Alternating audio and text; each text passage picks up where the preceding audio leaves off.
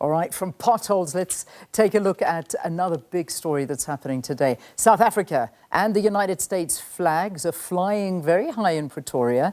International Relations and Cooperation Minister Naledi Pandor is expected to host her U.S. counterpart, that's Secretary of State Antony Blinken.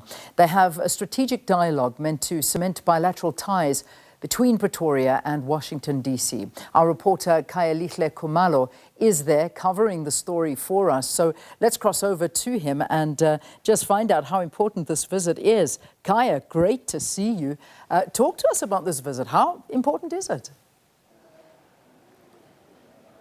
Well, that's right, Leanne, quite a very important one, especially because, these are very important capitals in terms of the work, the collaborations that they have in so many respects. You look at education, you look at security, you look at defense, and of course, what is going to be the main issue will be around the issue of deepening of economic ties. Already we do have about 600 American companies who are working right here in South Africa, and also they do use South Africa is a regional hub of some sort here in the continent. And it's just quite interesting, Leanne. Yesterday, the Secretary of State from the U.S. went to Hector Peterson Museum in Soweto, and you could really see that there's quite a lot of commonalities between the U.S. and South Africa when it comes to the issues of fighting the racial inequalities. But apart from that, the very main issue, of course, will have to be the very issues that are at stake. We do know that South Africa and the US, they really don't see eye to eye when it comes to the issue of Ukraine. The US has been a very main leader in terms of making sure that Russia is punished in terms of the sweeping sanctions that have been imposed against Moscow for invading its neighbor Ukraine. So it's going to be one of the issues that the two ministers will be looking at. But of course, apart from that, Leanne, oftentimes they call the bilateral ties between South Africa and the US complex, but very important between the two countries. Certainly. I mean, it is a very complex but a vital meeting. It really is. But I suppose we need to look at those issues that are going to feature prominently in this discussion. What do you think they'll be? So plenty of issues, Leanne. I mean, these are very uncertain times.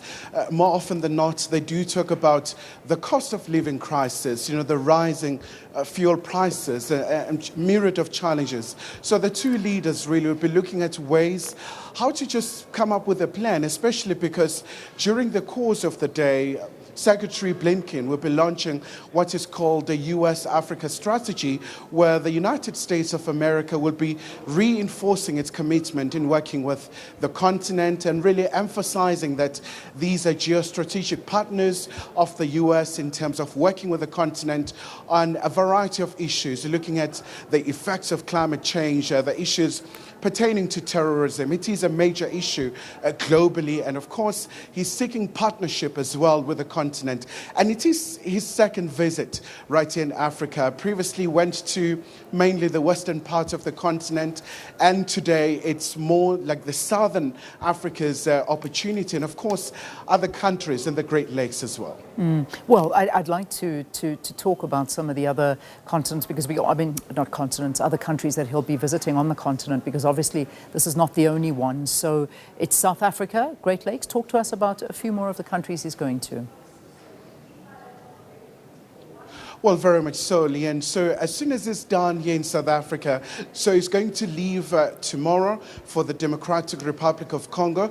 We do know that when you look at between the DRC and Rwanda, there has been a destabilization with the rise of M23 rebels. So the U.S. does support the peace initiatives of trying to make sure that law and order is restored, the human rights are protected as well. So he's going to emphasize and really reaffirm the U.S.'s support in terms of making sure that the eastern part of the Congo is peaceful.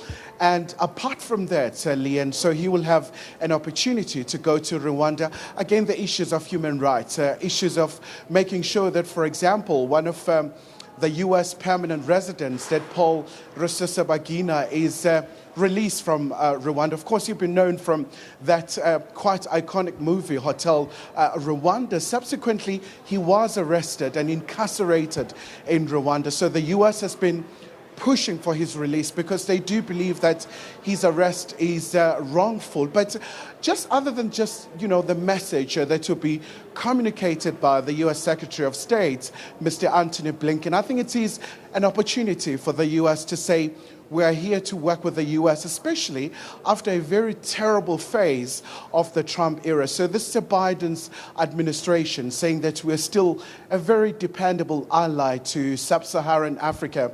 We're still keen to work with you in so many issues in terms of economic revival and many other key aspects. Yeah, I can also imagine, just one or two more questions before I let you go. We saw the visit from the US to Taiwan. China did not like that very much. That was already, we automatically saw sanctions being imposed onto Taiwan after that particular visit and relations with the US. Would you imagine that our relations with, in terms of being with BRICS, come under discussion? Because our relations with China and Russia are quite strong. Lots of sort of negotiations happen on the sidelines of BRICS and, talking very much so against Western nations. So do you think that this will come under discussion or not necessarily?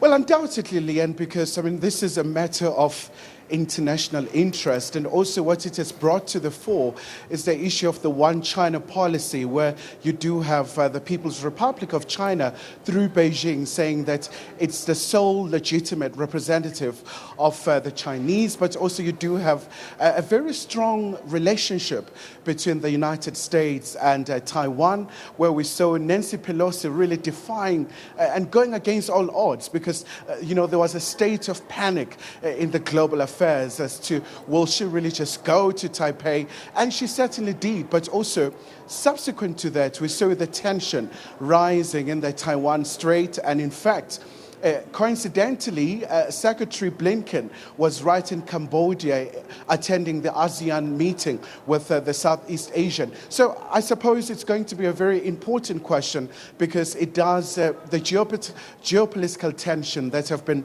rising internationally, and also a very important issue. We do know that South Africa very strong relationship with China, and we do know that a very significant decision was taken by South Africa to cut the diplomatic ties with Taiwan, and only just recognizing Beijing as the real representative voice of Chinese. So it's going to be very interesting in terms of now the repercussions. So we will certainly do endeavor to ask Secretary Blinken in terms of now the implications, what's going to happen, especially because China warned that there'll be an action taken. And like you just said, Leanne, an action has been taken against the U.S. House Speaker Nancy Pelosi. So it is an issue of great interest.